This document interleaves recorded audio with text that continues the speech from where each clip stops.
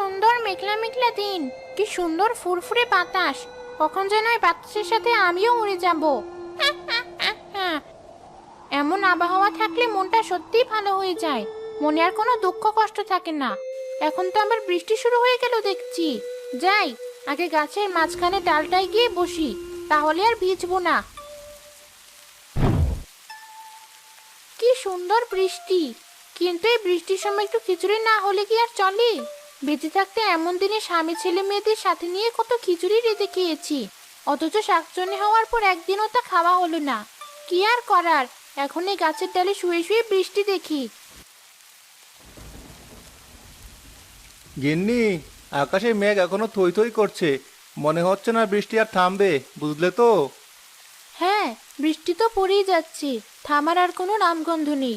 এদিকে কত কাজ পড়ে আছে, তার কোনো হিসেব নেই। এই বৃষ্টির জন্য কোনো কাজ করতে পারছি না। রান্নাটাও তো করতে হবে, না হলে খাবো কি? ঘরে আর কিছুই নেই রান্না করার, আবার বাজারও তেমন কিছু নেই। কি যে করি এই বৃষ্টির মধ্যে! আমি বলি কি, যা আছে তাই দিয়ে খিচুড়ি চাপিয়ে দাও চুলার উপর। এই বৃষ্টিতে খেতেও ভালো লাগবে, আর ঘরে যা আছে তা দিয়ে হয়েও যাবে। সে তো তুমি ঠিকই বলেছো, কিন্তু খিচুড়ির জন্য তেমন কোনো মশলা নেই। মশলা ছাড়া খিচুড়ি তুমি খেতে পারবে?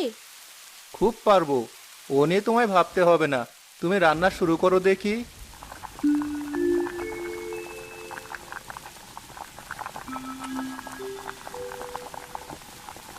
আরে বাহ, কি সুন্দর গন্ধ ছড়িয়েছে! তোমার হাতে রান্নার জবাব নেই। মশলা ছাড়াই কেমন সুন্দর গন্ধ ছড়িয়েছে দেখো। খিচুড়ি গন্ধে এই বৃষ্টি এখন আমার বেশ ভালো লাগছে। তোমার যত আজগুবি কথা!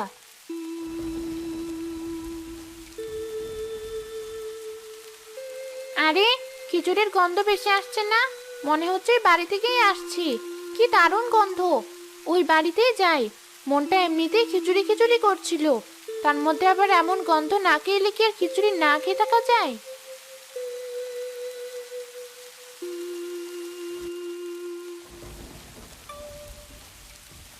এলাম তো খিচুড়ি খেতে, কিন্তু ওদের সামনে থেকে খিচুড়িটা সরাবো কি করে? আর আমাকে দেখে ফেললেও তো সর্বনাশ হয়ে যাবে।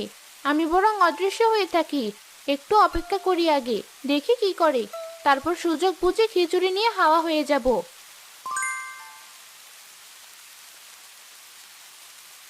রান্না হয়ে গেছি। এই বৃষ্টিতে আর কলপারে যেতে হবে না। বৃষ্টির পানি দিয়ে হাত মুখ ধুয়ে নিয়ে চলো, তারপর দুজন খাবো একসাথে। সেই ভালো, এসো তাহলে।